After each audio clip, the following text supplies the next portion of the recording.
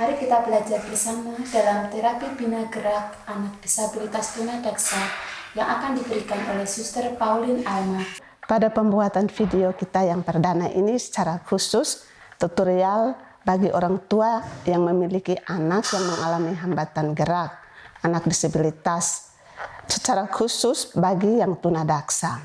Biasanya anak yang tunadaksa itu hanya bisa berbaring di tempat tidur walaupun umurnya itu sudah lanjut atau sudah lebih dari 2-3 tahun yang seharusnya dia sudah bisa bangun dari tidur, bisa duduk, bisa berdiri, bahkan bisa jalan.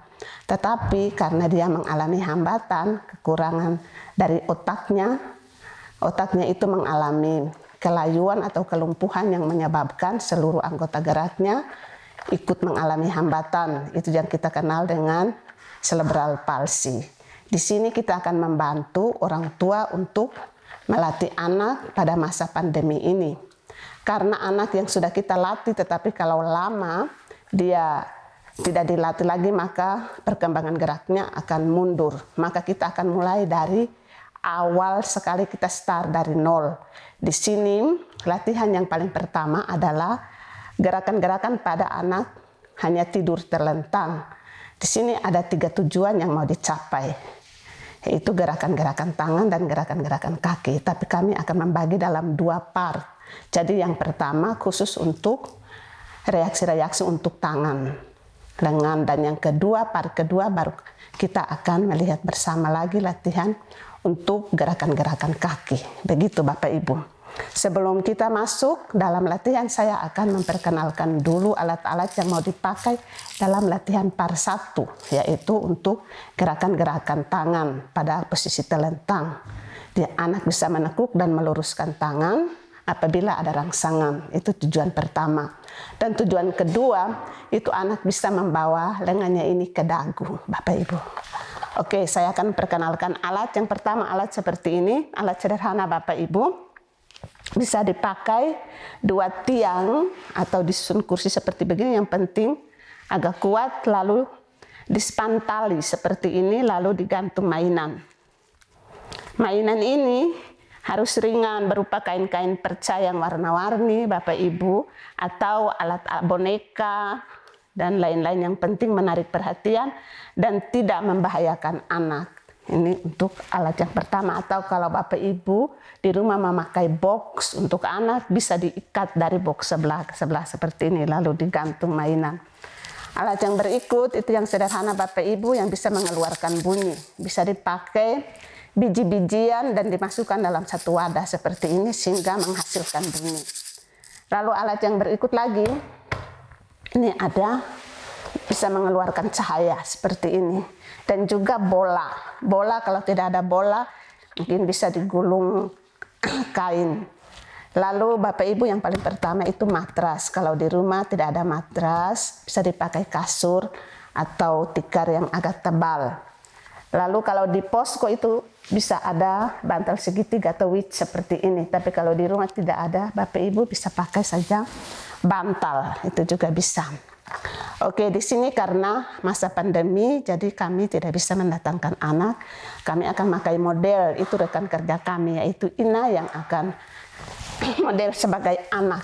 Jadi hanya bisa untuk tidur di tempat. Oke.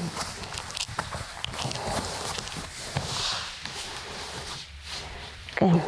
Tujuan yang pada latihan yang pertama atau part 1 ini ada tujuan yang akan dicapai Bapak Ibu. Yang pertama, ada reaksi untuk menekuk dan meluruskan tangan apabila ada reaksi dari luar, itu untuk tidur telentang seperti ini. Ini tujuan yang pertama yang mau dicapai.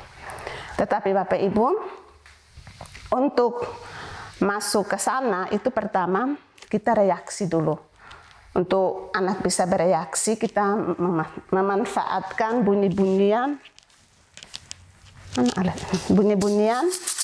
untuk merangsang telinga dan juga cahaya untuk mata. Oke. Ini pertama begini dulu ya Bapak Ibu.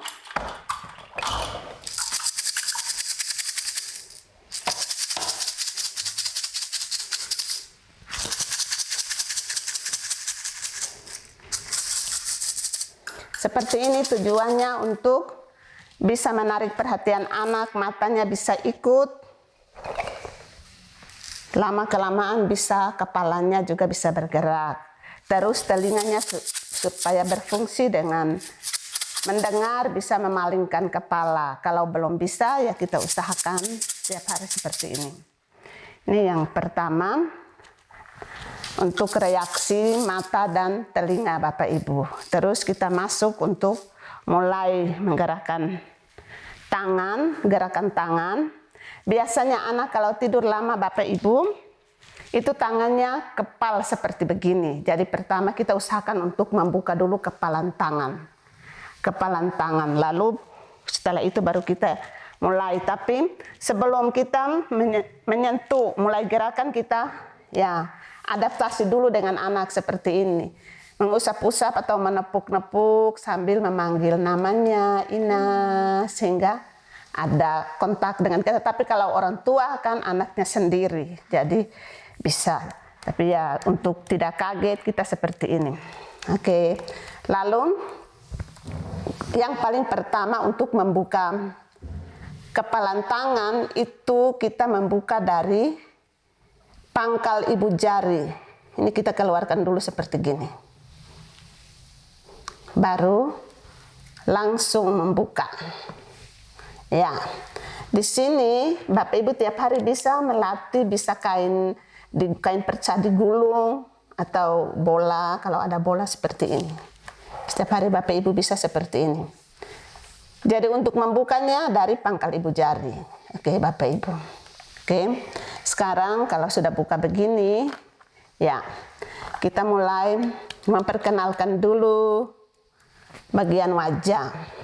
Bu Agustin mungkin. Ini rambut, ini dahi, mata, hidung, mulut, telinga.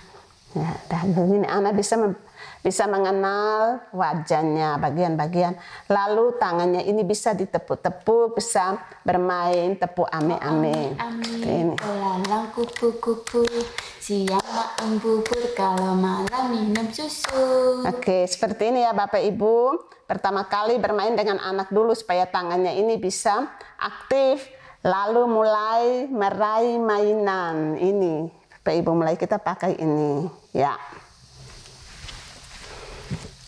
Biasanya tangan langsung jatuh kalau belum kuat, jadi kita harus memegang, membantu. Ya, oke. Ya, itu meraih, meluruskan tangan. Ya.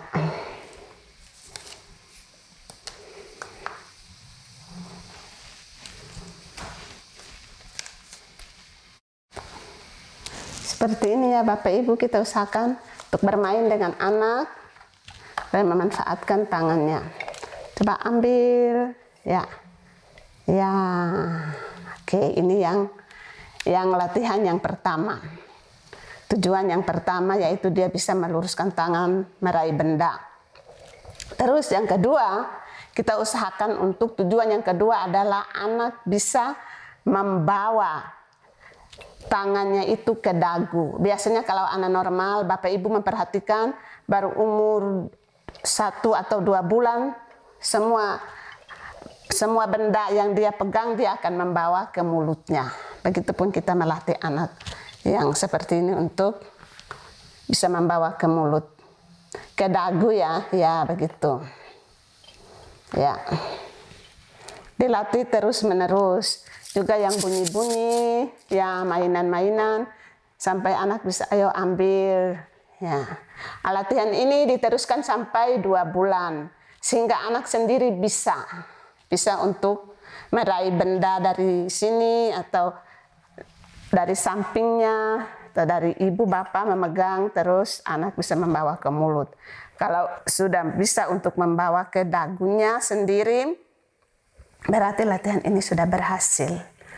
Oke, terima kasih. Semoga Bapak Ibu bisa melatih anaknya di rumah selama masa pandemi ini dan anaknya bisa ada perkembangan. Terima kasih.